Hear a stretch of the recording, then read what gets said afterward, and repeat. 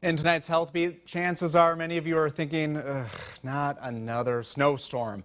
Well, whether you're a farmer taking care of cattle during calving season or you work inside and are sick of winter, this upcoming storm can really take a toll on your mental health.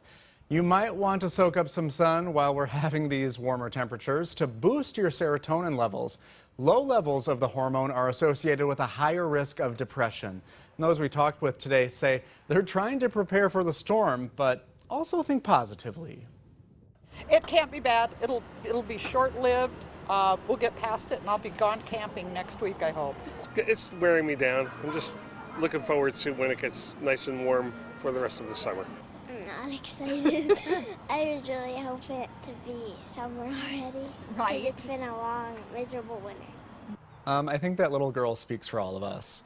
Exercise can also help along with talking to some loved ones, but if you experience long periods of sadness, lack of interest, or other symptoms of depression, you should contact a mental health professional. Well, social media may be influencing what your kids eat. Imagine that.